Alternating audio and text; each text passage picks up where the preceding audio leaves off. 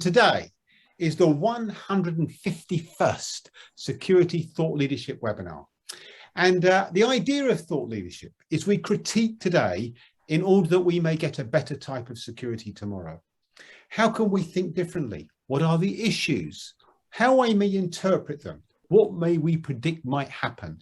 How can we counter the worst effects of that? How can we maximize the best parts of that? That's the idea of thought leadership, not to solve the world problems, but to give insights. And our topic today is one that has attracted enormous interest in the UK and increasingly is being looked at around the world because it aims to change the base on which security operates dramatically. Should we make the protection of the public a legal obligation? Is it a good idea? Or has it been tried and failed before?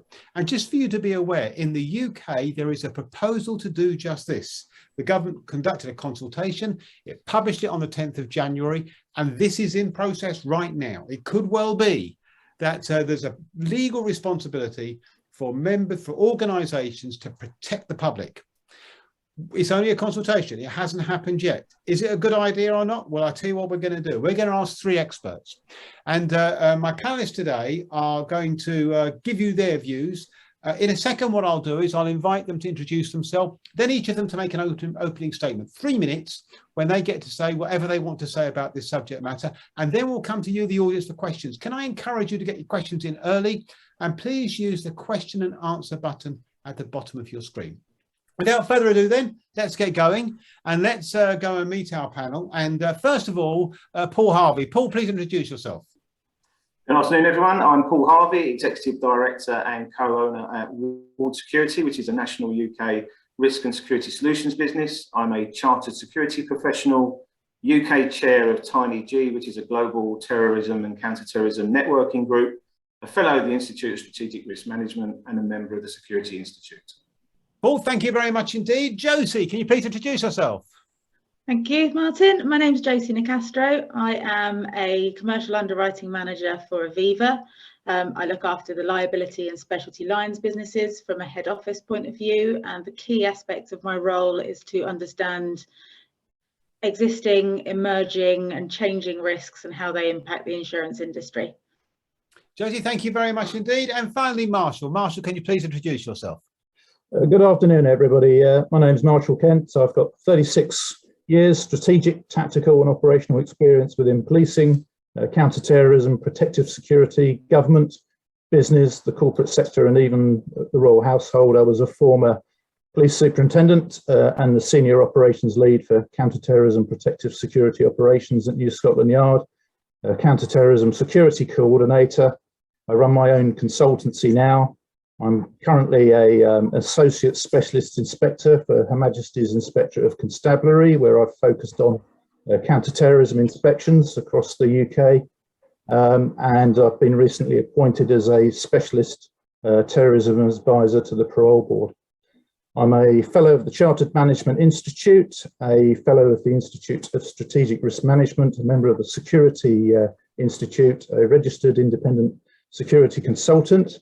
I'm on the UK Advisory Board of the Global Terrorism Information Network, Tiny G, amongst other bodies, and I'm honoured to be a member of today's panel and discussion. And we're honoured to have you. Thank you very much indeed. So three experts coming at this from different angles. I know a lot of you write to me and say how good the panellists are. We choose the best. Let's hear what they've got to say about this subject matter. We'll ask each of them in 3 minutes to give their views on this topic. Paul, over to you. Your opening statement, please, Paul. Thanks very much, Martin. So first of all, is it going to earn a higher place on the risk agenda? I think was one of the areas you asked us to look at. And I think the fact that it's being widely publicised has forced the protection of people and places into a legal requirement. And as such, we are seeing much more conversation and seeing it appear on board agendas, which previously may not have been the case. We're yet to see what the actual requirements are, so we're still currently making assumptions. But you'll be amazed at the number of organisations responsible for protection of life and public realm that are still saying that this won't apply to me.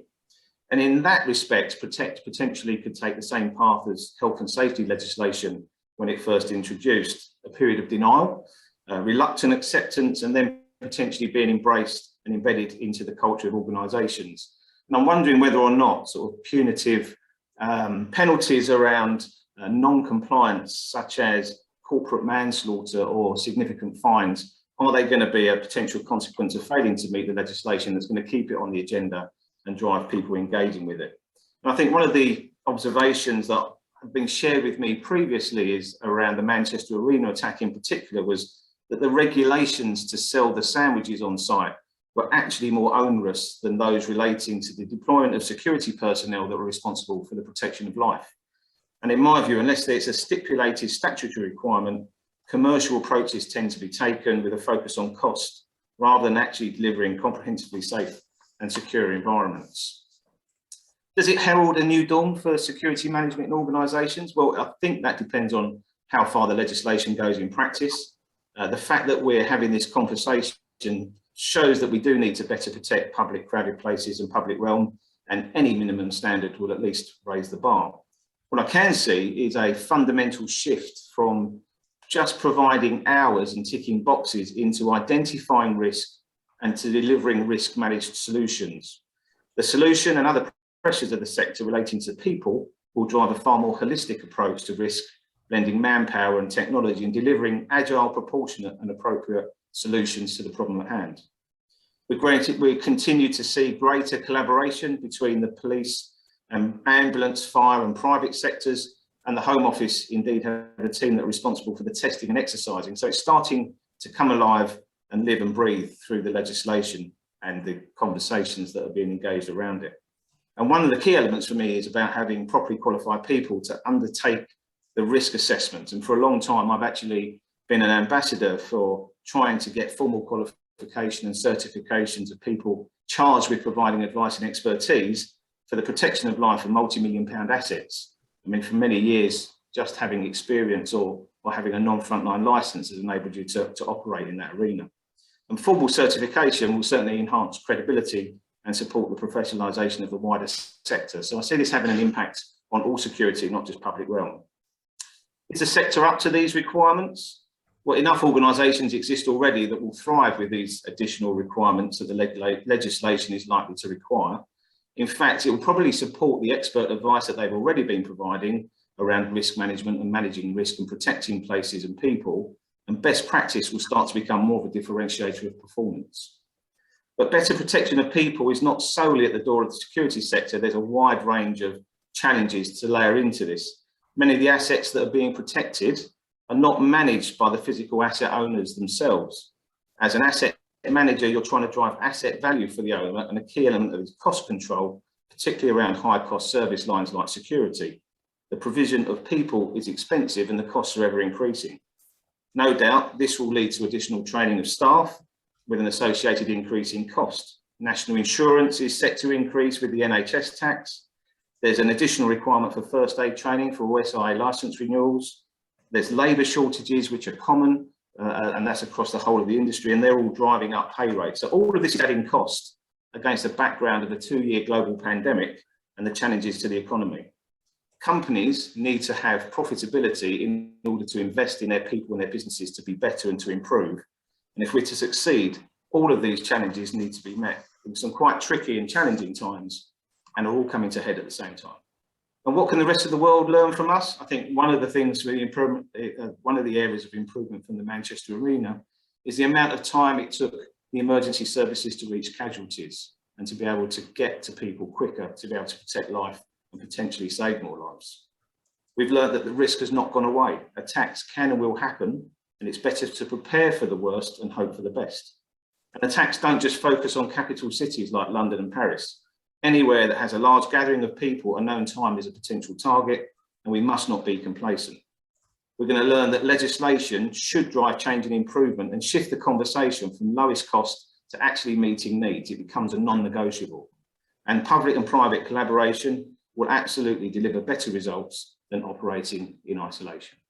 Thank you. Paul, brilliant. Thank you very much indeed. Plenty of points there. Don't forget, if you'd like to ask a question, please use your question and answer button at the bottom of your screen. Josie, your opening statement, please. Thank you, Martin. I think it's important to start with the fact that actually a lot of businesses in the UK are already protecting the public. This is something we have come to expect of businesses to do, whether that's stopping us from falling at their premises or protecting us from the risk of injury or damage from a product that they sell or make. It's what public liability insurance does. So this is a risk. This is something that businesses already should be doing. And in fact, a lot of businesses already look at the risk of terrorism because they have identified it as a risk that their business is exposed to, and that they need to protect the public, they need to protect their employees, and they need to protect their assets. So this isn't new, but I think what the duty to protect will do is, one, bring a much wider number of businesses into the scope of protecting the public against the risk of terrorism. And I think that can only be a good thing, given everything that has happened over the last few years in terms of the changing nature of terrorist attacks and the fact that you don't have to be in a city centre location, as Paul mentioned, to be potentially at risk. But I think it will be really important and really key to drive some consistency on how these risks are managed between businesses, what they're expected to do, and how they protect the public. So I think that is brilliant. I do think, however, though, that the devil, as always, is in the detail. We really need to get under the skin of exactly what the government is going to want businesses to do. We need to bear in mind that businesses, not all these businesses will have experience of managing, identifying terrorism threats and mitigating those terrorism threats to protect the public. So I think the devil is in the detail in terms of what does the government expect of these businesses? What do they need to do? And I think the other thing that will be crucial to its success will be, again, guidance around what's expected at public spaces. I think that is going to be a really difficult nut to crack, because there will be multiple stakeholders that businesses, local authorities, the police, security professionals, and a whole host of other professionals will need to be involved in order to discharge the duty to protect. And I think that's in itself quite not novel, but it's a different take on risk management for businesses. So I think that will be really important.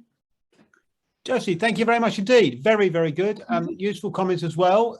Come back to those in a minute. Marshall, can we have your opening statement, please? Thank you. First of all, I'd just like to pay tribute to the 22 victims and the over 250 people injured in the Manchester Arena attack, and Figan Murray's, it's quite tireless campaign to bring about change. It hasn't been an easy process, and here we are several years later still talking about introducing protection of the public as a legal obligation. The first duty of governments is to provide for and protect their citizens. Terrorism is a reasonable and foreseen risk that requires protection of the public and the community. Laws can make things happen. Terrorists targeting the public in public places, we know that terrorism is evolved to the point now where it will occur anywhere, in any place, in any community, and at any time. High streets, parks, public spaces, often the ungoverned or grey space between security regimes or sort of ownership of premises. It's less targeted than before around the former crowded place locations and the traditional iconic seats of government and other sort of target areas, and that justifies this approach around public accessible locations.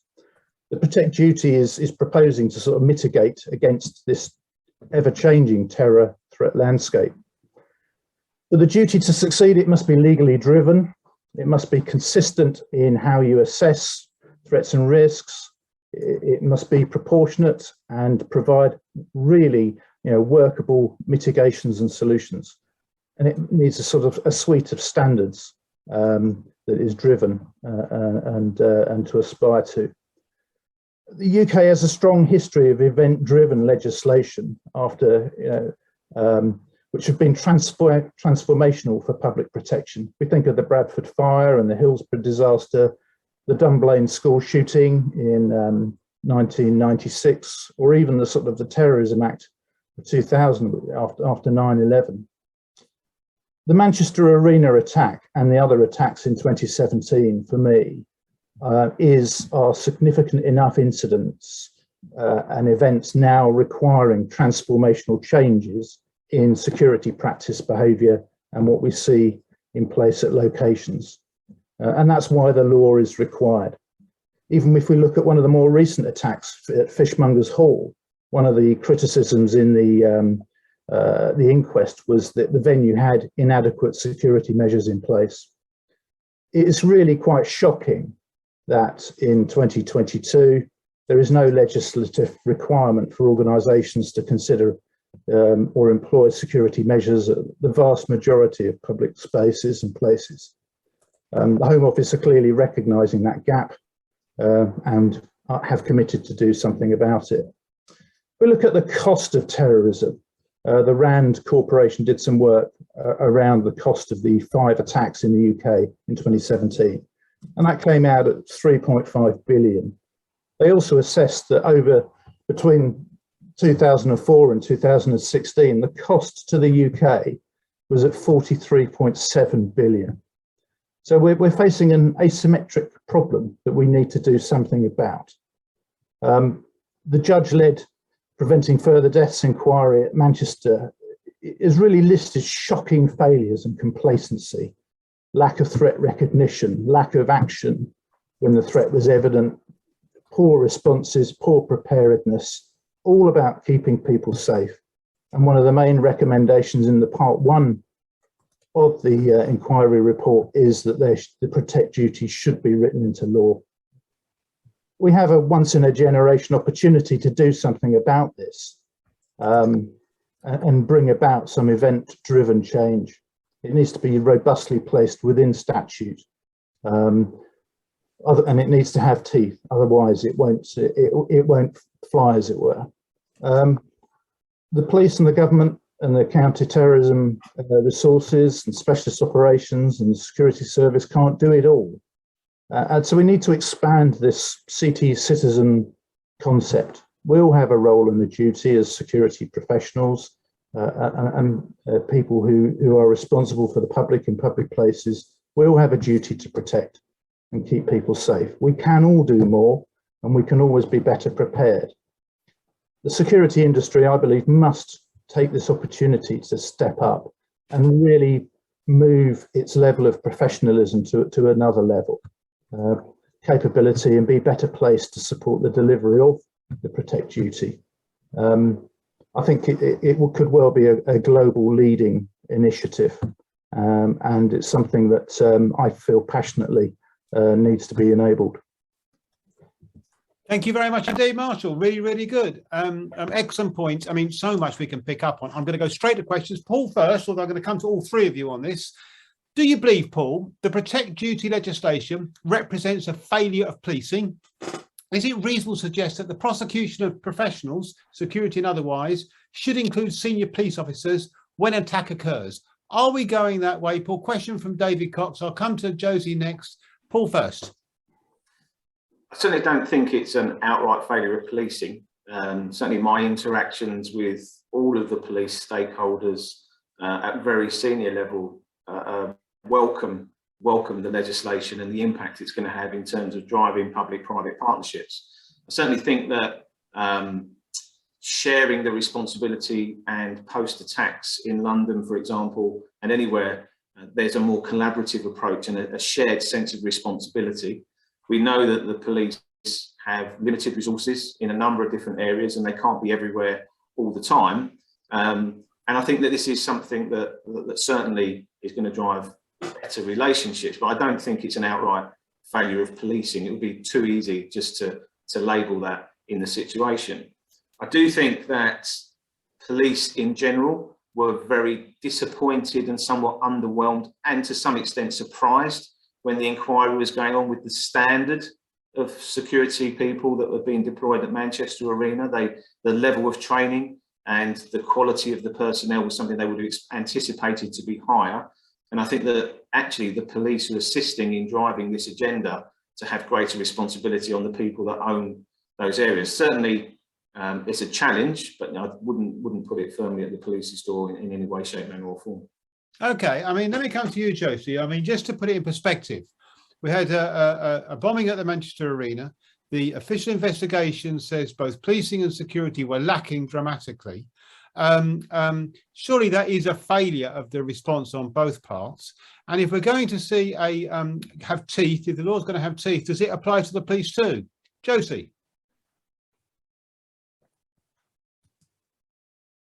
Josie, you're on mute. I'm sorry, there's always one, isn't there? I don't think it's a failure of the police. I think it's a sharing of that responsibility. I think we all need to be held to account for not protecting the public, whether we're the police or we own businesses or whatever it may be.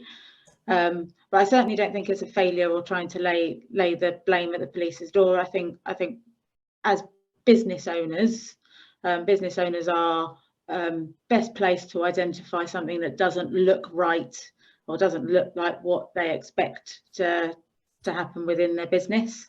And I think it needs to be a collaborative approach. I don't think we can lay blame at one door solely. But I mean, yeah, it does. But I mean, were you surprised just by the scale of the failures of both policing and indeed security on that night? I mean, it showed up the security world in bad light. Were you surprised by that? Yes and no. I think we need to realise that whilst the security company can have all the processes and procedures to run things properly, they are individuals and individuals make mistakes. Okay. So fair enough. I'll come back to that in a minute. Marshall, let me ask you. Marshall, now you're a former police officer and you were asking for a bit of bite in the law that has got to have some meaning. Would you favour that if an organisation doesn't take its role seriously, corporate manslaughter should apply? That means the business owner, person responsible, go to prison. And should that apply to the police too? That's David Cox's question. Marshall, good question to ask you. Yes, the police are already bound by significant legislation and have to, justify decisions against, human rights, against the law, against health and safety. As a senior police officer, I was responsible for the health and safety of my staff when they're at work and going about their duties. And police forces and senior officers have been prosecuted under Health and Safety at Work Act legislation in the past. Corporate manslaughter is always available as an option for all people that have responsibility in law.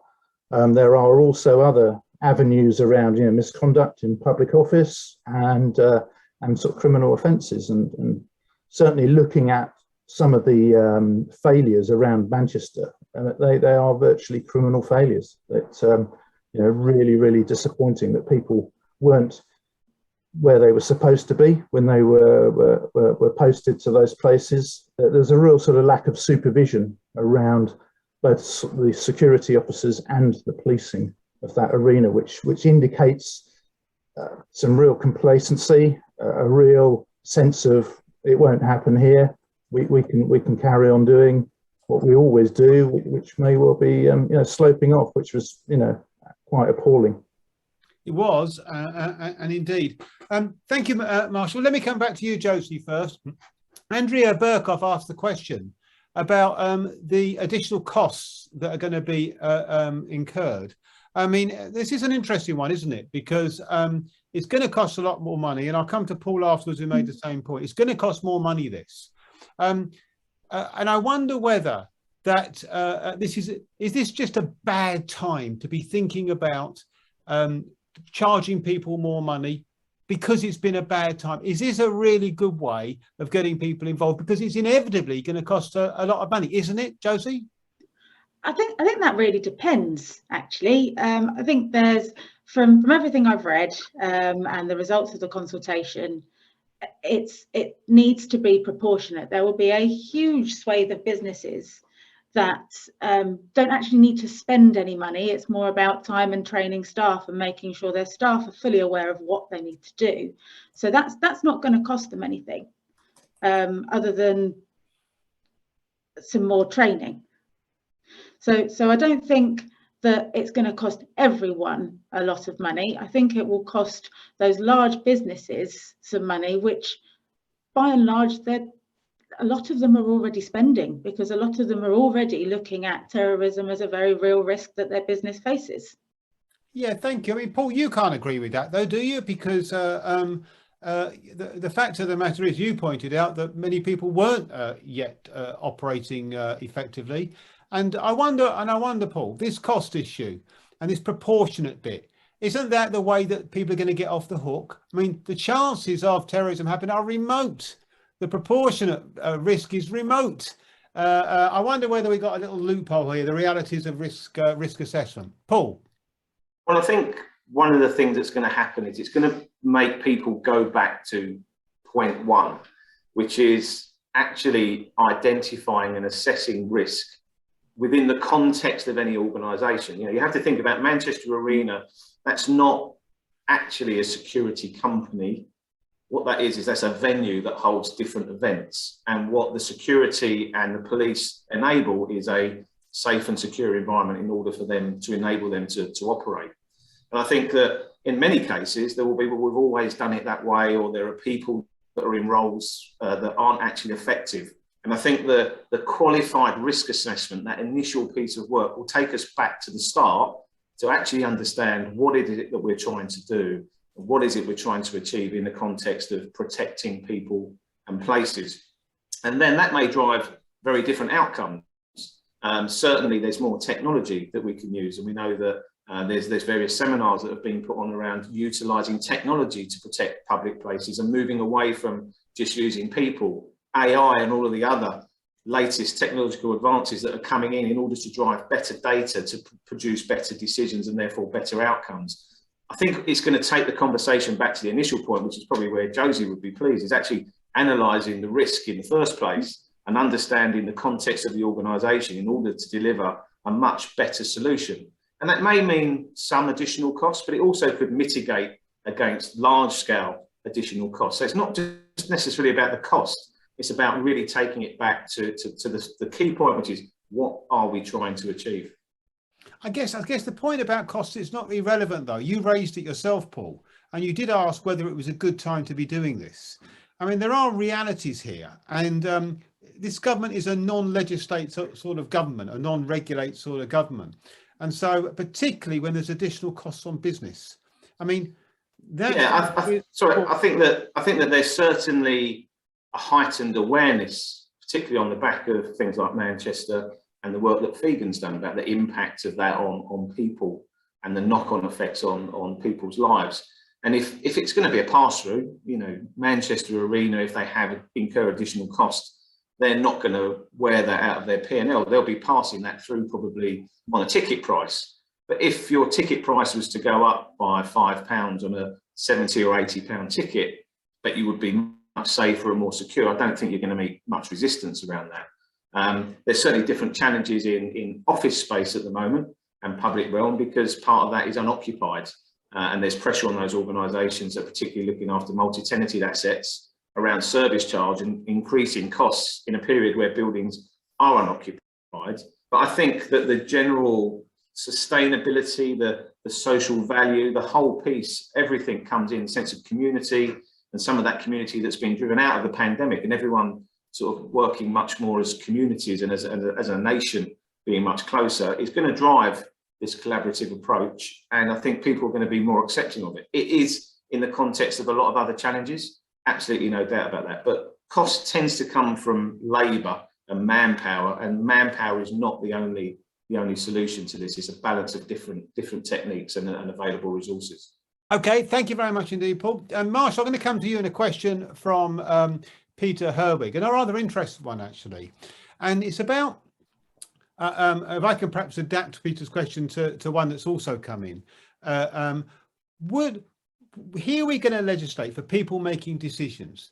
And the trouble is, and you're a former police officer, and we hear about discretion on the front line, making split decisions under pressure. There's a thin line between getting it right and getting it wrong. To what extent is this a realistic way, the legal way, a realistic way of approaching this? And if I could pick up on another question from Dennis Shep, is there an alternative way of doing this other than via legislation? It's the same sort of point asked in a different way, Marshall. I think looking at decision making, certainly around this issue, I think the do nothing decision is a very poor decision. That's my bottom line, and that goes from the security officer who is supervising a crowd of people at an event, or all the way up to the sort of corporate side, or the sort of policing plan. The do nothing, whether you ignore a problem, is unacceptable. In the same way that the guard at Manchester didn't follow up on the risk that was notified to them, and they didn't act. I think that's, you have to do something. This is quite evident. Just looking at the loss of life and the costs involved and the liabilities that people are now facing. The do nothing when you know about the risk is a bad place to be. I think there are other ways of bringing about change. The law is there as the ultimate sanction, but there are other things that can be introduced, such as incentive schemes, maybe some sort of kite mark or quality assurance system that businesses can or events can show that they've passed or have got to a certain level of public safety, and they can use that to promote the event that this has been assessed as a safe event. Prosecution is perhaps more of a last resort, but certainly things for live events, if there is some sort of inspection process, closure notices. The local authorities are very used to doing this through their sort of licensing processes, where they can issue a closure notice to a premises if it's not operating in a safe way. So there's a variety of methods of, not just decisions, but also, reasonable steps which can be taken to make sure things happen in the right way. But the most important thing is, the safety of the public at public events. I like to feel safe when I go out. Maybe I'm a bit over-tuned to sort of, I'm always looking for the gaps, but I'm passionate about providing safe spaces and people being safe as they go about their day-to-day business from the threat of terrorism. And that's really, really important. We all have to do something. We all have our part to play. And so much of the protect duty is actually about stepping up and training your staff. Free quality products which are available under the ACT scheme. We haven't had that before in the past. So, all members of staff can take a small bit of time from their daily duties to actually become better informed. So when they are presented with an issue, they can make the decision to do something about it. Knowledge is power, and they will recognise threat better, and that it will sometimes be enough to prevent an attack. Thank you very much indeed. Interesting. I was going to ask you the same question, Josie, but I'm going to move on because I want to. We get a lot of questions in, and I want to get through them. And a question here from Nigel Cook, and it's about the risk. Is there a risk that social cohesion is damaged if voluntary organisations, for example, those who organise village and school fetes and fairs, become responsible for the security of places which can occasions be totally open, village greens? I mean, is there a danger that we can go a bit OTT on this, and whether there's a legal responsibility or not, there's a concern and therefore a danger that these sort of events might not happen? Are you worried about that, Josie? I think under the new protect duty, I don't think those organisations, the charities, the schools who may be running those will be left on their own to do this. I think that sort of thing will come under the public space element of the duty. So I would imagine that they would get support from local authorities, or at least that's what I'm certainly hoping for, as and when the more detail comes out from the protect duty. So I don't think they should be left on their own to do this. We need to bear in mind that they're not security professionals. Would you want to need include help. them though? Would you want to include them though, Josie? Would you go as far as saying, because in some ways that's just as much a public gathering, just as much in potential target for attack, isn't it? Possibly. I think you need to look at it as to whether it falls into the definition, if you like, of can there be over 100 people there, as the current proposal is. If there can be, I think the rules should be the same. Okay, and they would get help. But what about you? I mean, this is an important one that has been raised here. I mean, and another question has said, should it include churches, hired halls? I mean, these could still have, a church could still have 100 people. I mean, it affects faith, it affects social activities. This is getting a bit more serious, Paul. Have we really thought enough about this, Paul? I think the indication is that it's going to be based around a minimum number of people. Yeah. And as soon as you have a minimum number of people, potentially the regulations will apply to you. And there's never ever going to be a perfect science around this as to what is the right amount of people. So you have to have somewhere to draw the line and say, well, this is when it will apply.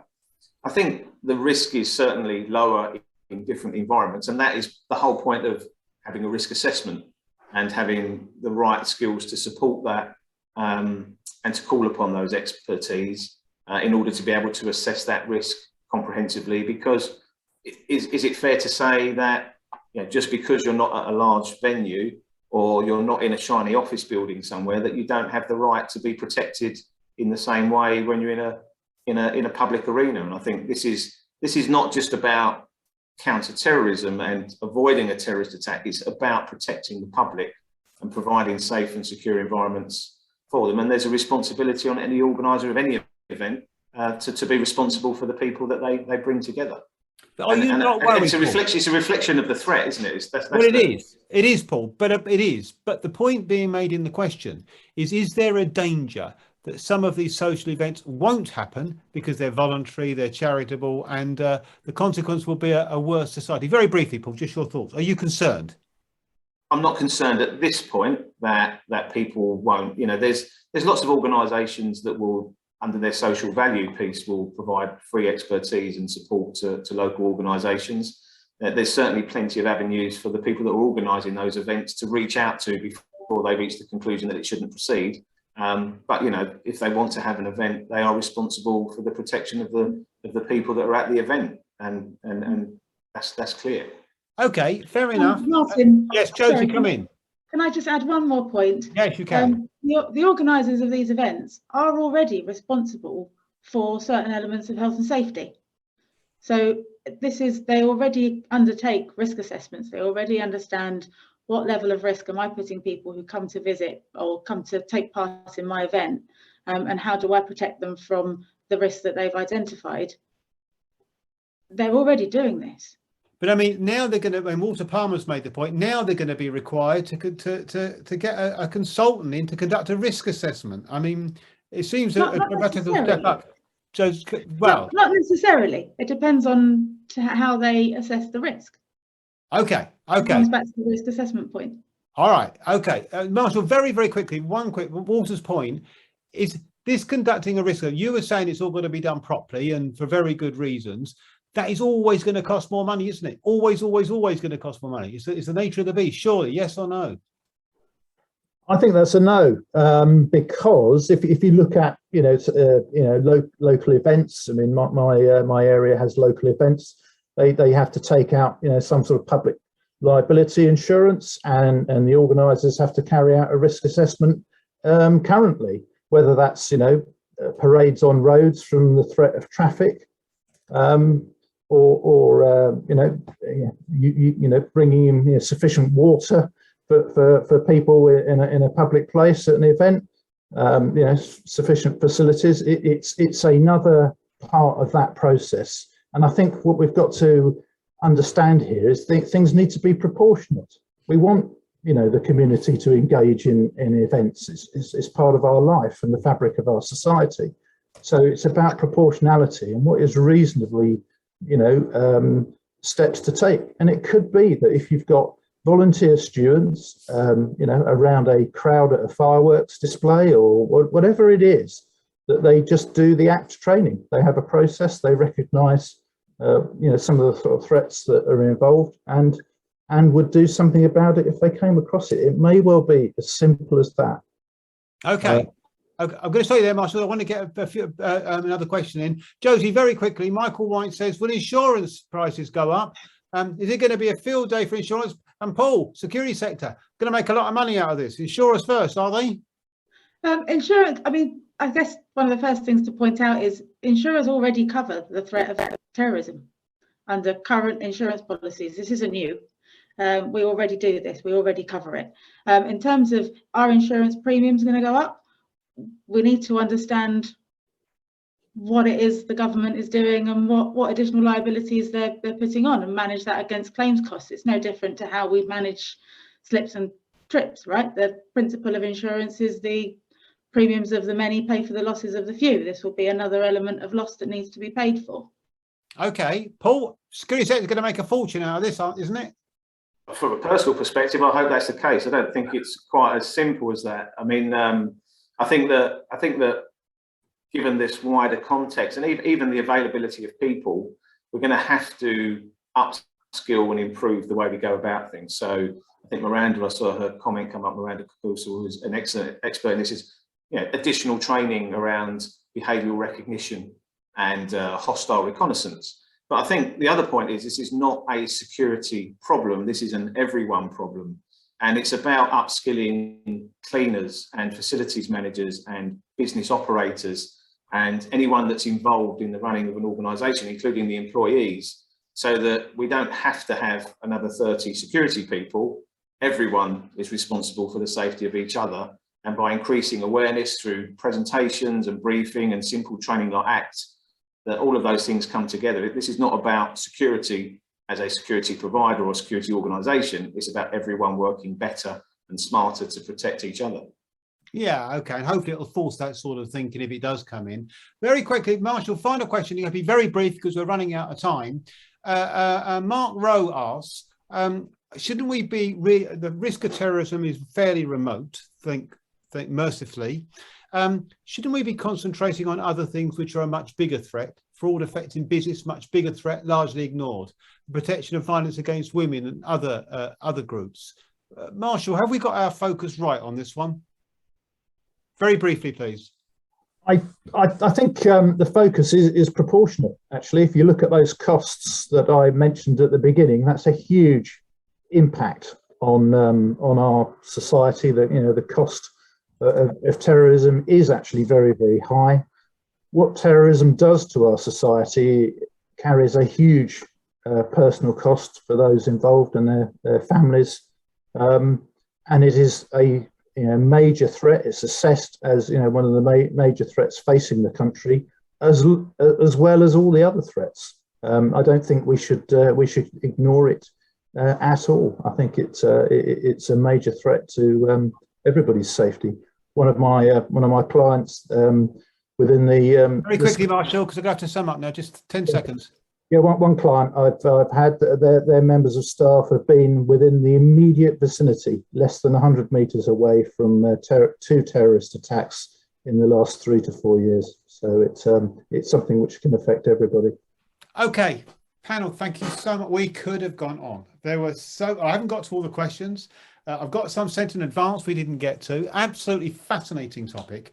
And as you say, this is still evolving. It's got enormous potential, but there are some real issues here which people are concerned about, reflected in many of the questions which still need to be addressed. So thank you very much indeed to you. As a reminder, a copy of this webinar will be on the website, and indeed so will a blog that I will be writing to go with it. Okay, so finally, just a few more comments just to let you know. Kenya OSPAs and Nigeria OSPAs, they're open. The Tackling Economic Crime Awards and Cyber Oscars will open soon. Notes, please, for that we're going to open. More details can be found on the websites. Just to let you know, the UK Oscars is taking place on the 24th of February. If you haven't got a ticket to this, you better get one soon. The world's going to be there. It's going phenomenally popular. Got a thought leadership summit in the afternoon, some real thought leadership talks that will amaze you. So do try and get there if you can in the afternoon. And in the evening, the UK Oscars Award dinner. Which will be a fantastic black tie occasion, enormous turnout from across the security sector. You'd be missing out if you weren't there. And finally, just to say, back next week, on Friday next week, rather than Thursday, a rarity, we're going to be saying, do we really care about young security professionals? Next Friday at this time. And the following week, back to Thursday, fraudulent degrees and qualifications, the problems and potential remedies. Big problem that we've been alerted to. So more webinars coming up. We'll be here with you. Thank you once again to the panel. Thank you once again to the audience for your questions. Sorry we didn't get to all the questions. Thank you to Sarah and to Christine in the background to do a wonderful job in supporting all this. I hope to see you again, maybe next Friday, if not before, wherever you are in the world. Until we meet again, stay safe.